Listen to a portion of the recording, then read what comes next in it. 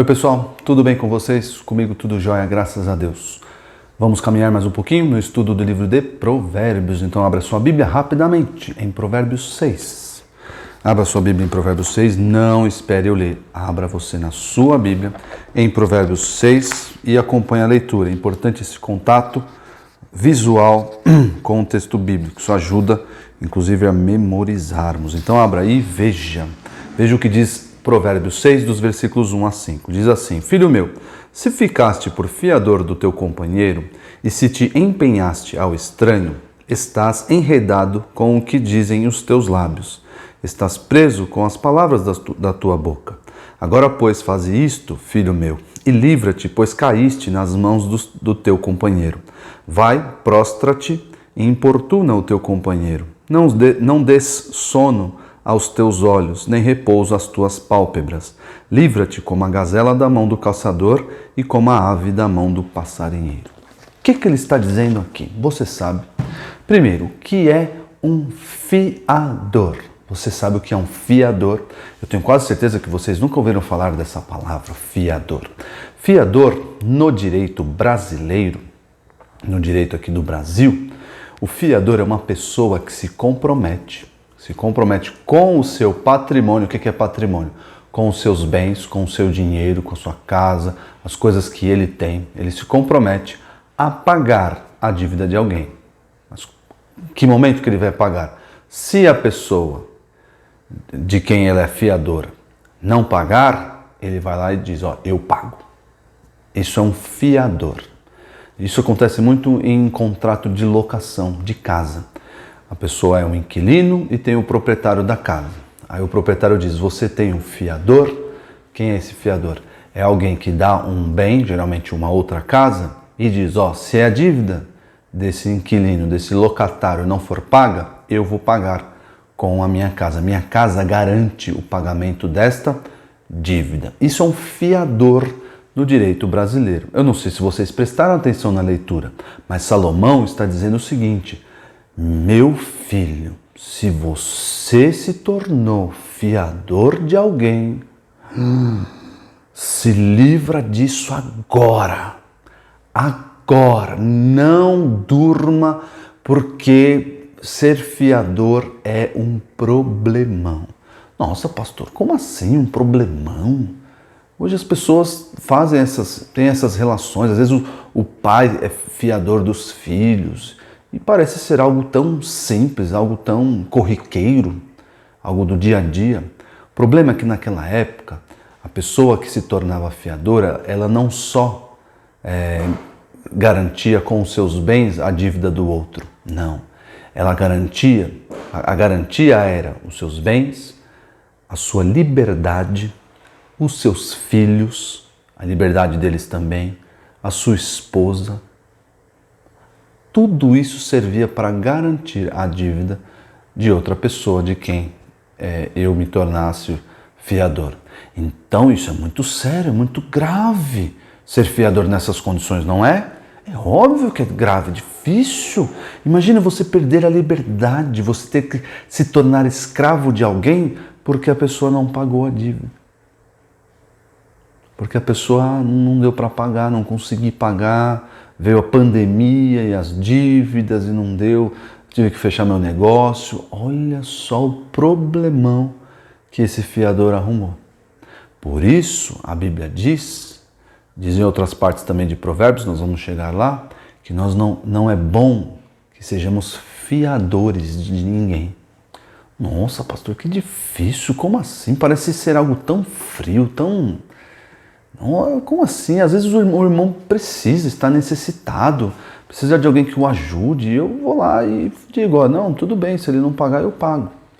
Essa disposição que nós podemos ter parece sim muito séria, muito louvável.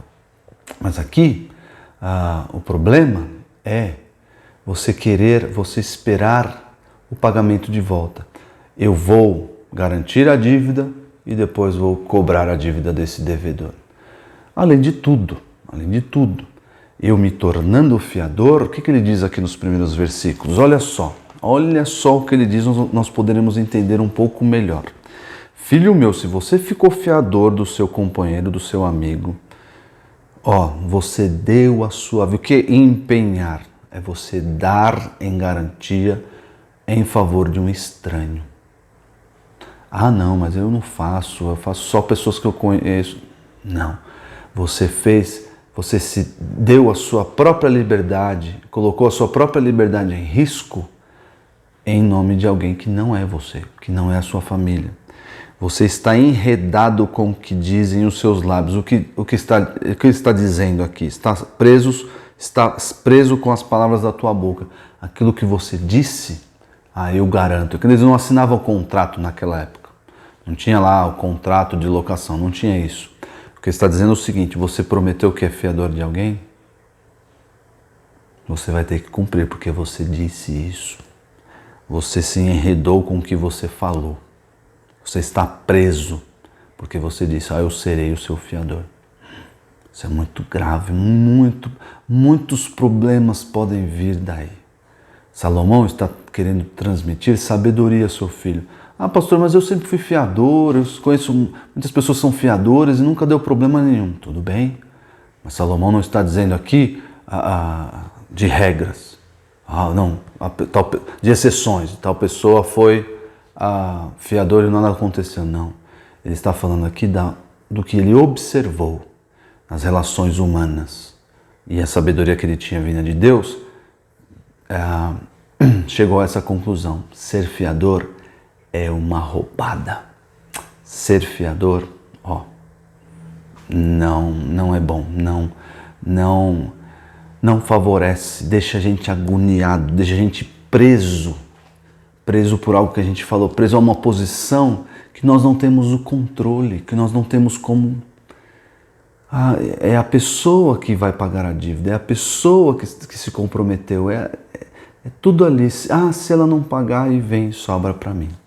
Olha só, Salomão diz, corre meu filho, corre, e fala para a pessoa, tenta a todo custo, com todo o esforço que você tem, tenta se livrar dessa obrigação, dessa responsabilidade, porque não é bom ser fiador dos outros, não é bom, não é sábio, não é prudente,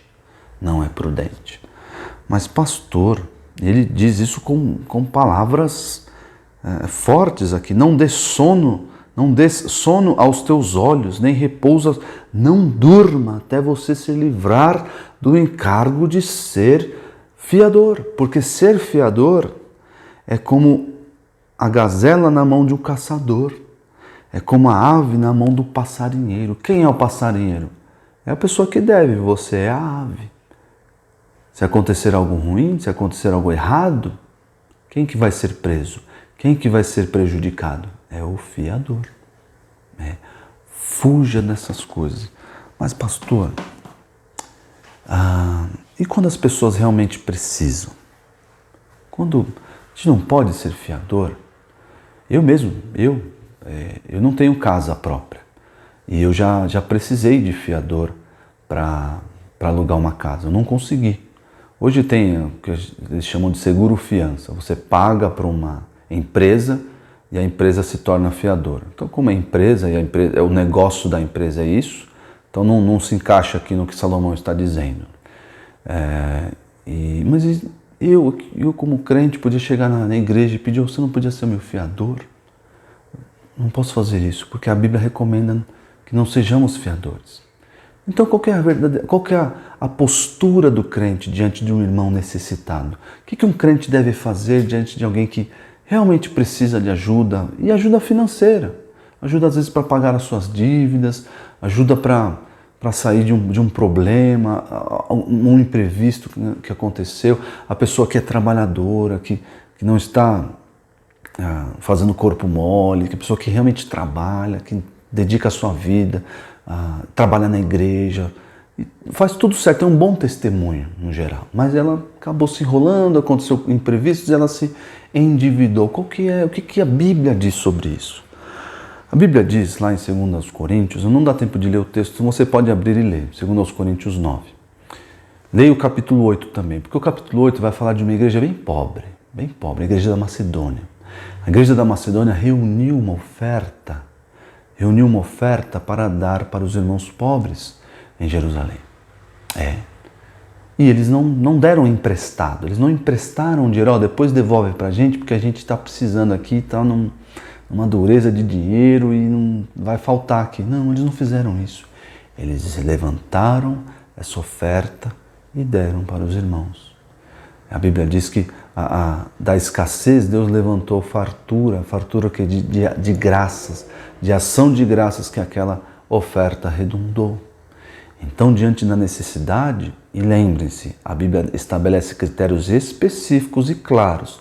Nós devemos ajudar primeiro os da nossa casa, os da nossa família, aqueles realmente necessitados. Não é para ajudar a gente que não quer trabalhar, não é para ajudar primo, cunhado, tio que se enrola nas dívidas e que a gente ajuda uma vez e ele depois se enrola de novo. Não é para ajudar gente assim.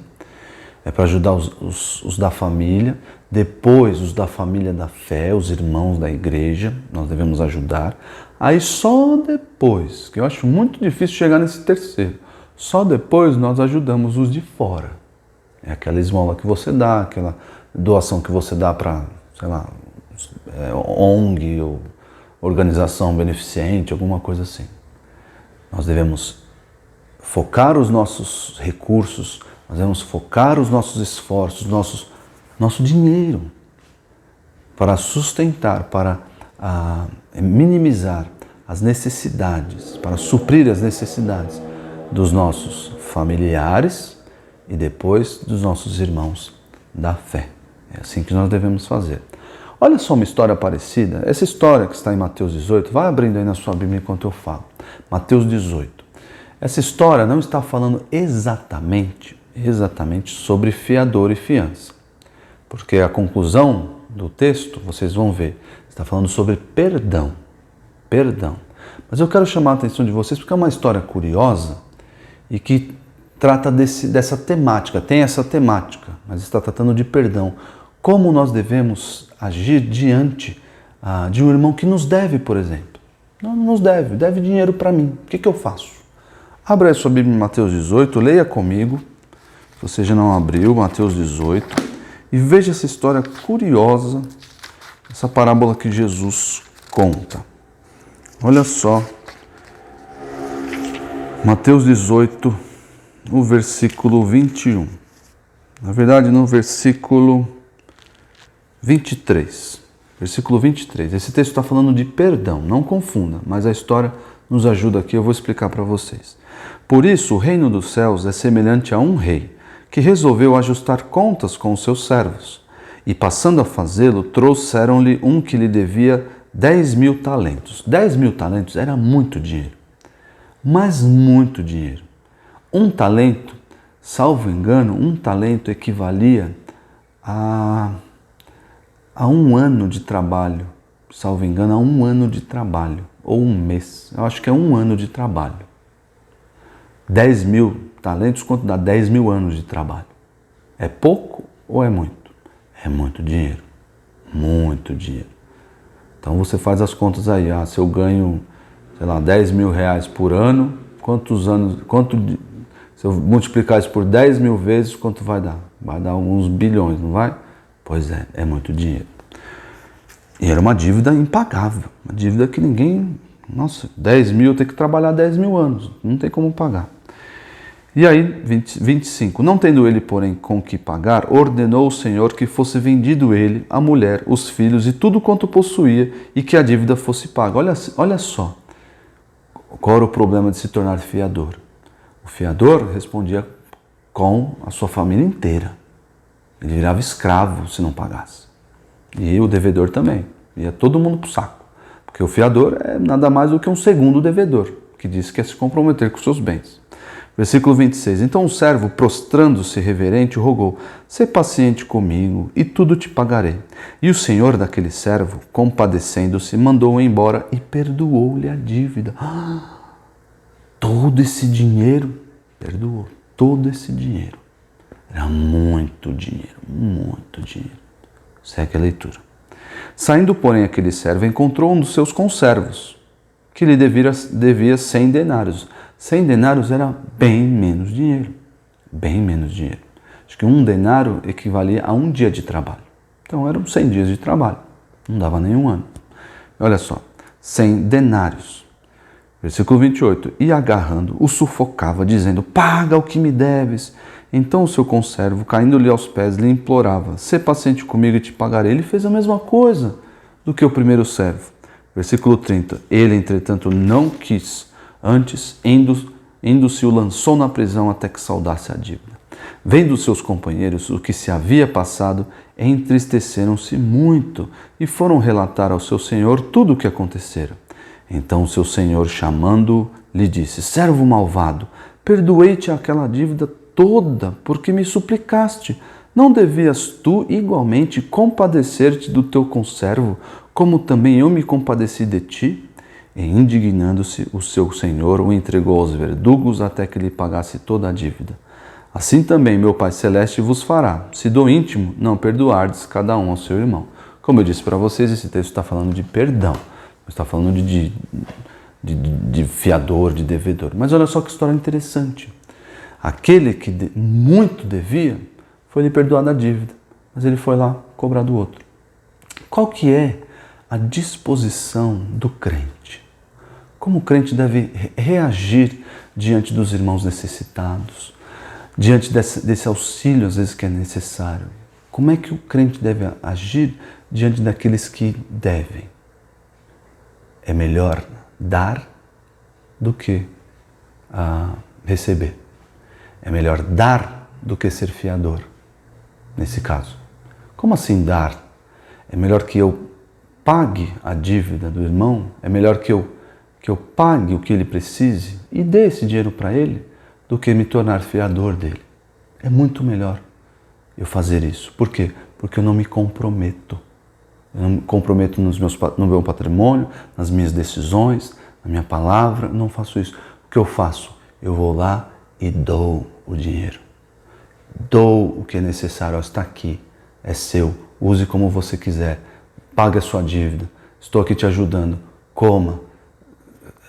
As suas necessidades estão supridas. Está aqui. Pronto, acabou. É muito melhor fazer isso. É claro, a Bíblia não está ensinando a gente ficar pagando dívida de gente que só sabe fazer dívida. Não é nada disso. Nada disso. Tem muita gente que não sabe administrar o dinheiro que Deus dá. A pessoa vive endividada, vive endividada. Não, não é isso. Mais uma vez, eu disse para vocês, às vezes as necessidades batem à nossa porta. Um desemprego do papai e da mamãe. Falta comida, acaba o dinheiro.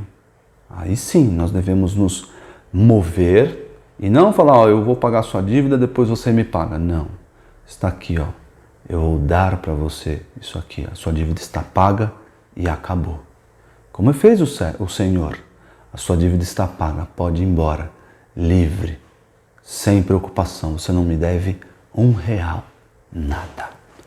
É assim que o crente deve gerir os seus recursos. Ah, pastor, mas às vezes eu não posso dar. Tudo bem, não dê. E também não se comprometa com as suas palavras. Não, eu vou te ajudar, assim. Não se comprometa com as suas palavras. Você pode ajudar? Ajude. Você não pode ajudar? Não diga nada. Não ajude. Ela fala: não posso. Estou na mesma situação que você. Eu não posso ajudar. Então faça essas coisas. Mas não se comprometa com seus lábios, como diz Salomão, e tampouco se torne fiador de outras pessoas, porque é melhor dar do que ser fiador. E Jesus disse isso, e esse é o versículo para vocês decorar. Eu não fiz aqui a minha costumeira impressão, mas o versículo é simples. Na verdade, eu quero que vocês decorem só o último pedacinho, de Atos 20, 35. Abra sua Bíblia em Atos 20, 35. E veja, Atos 20, 35 diz assim, eu vou ler tudo para contextualizar. Tenho-vos mostrado em tudo que, trabalhando assim, é mister socorrer aos necessitados e recordar as palavras do próprio Senhor Jesus. Mais bem-aventurado é dar que receber. Quero que vocês decorem isso e guardem isso para a vida inteira.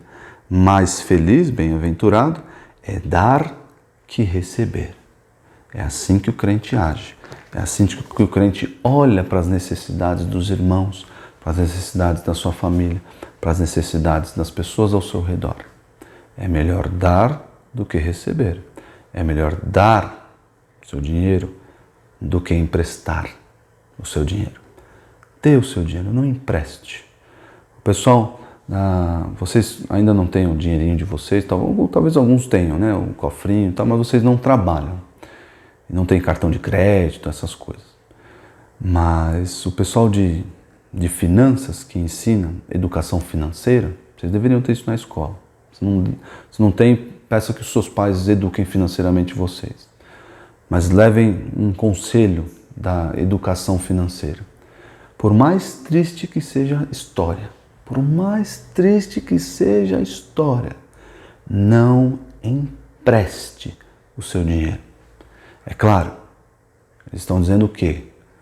Não se torne um credor, alguém que vai cobrar, e aí você vai acabar não vendo esse dinheiro. O crente, o que ele faz? A história é triste? É triste.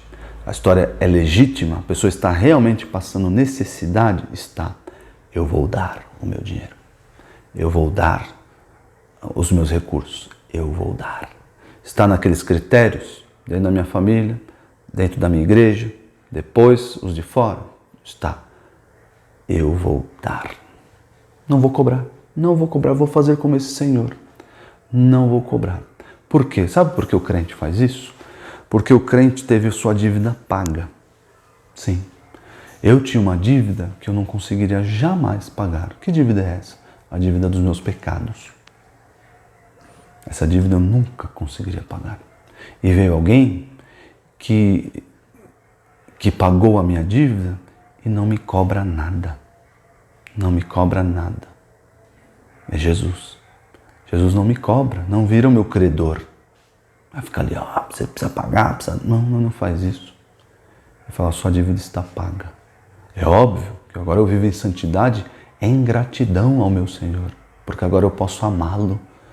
Posso dedicar a minha vida a Ele, mas eu sei que a minha dívida foi totalmente paga por Jesus e Ele não devia nada.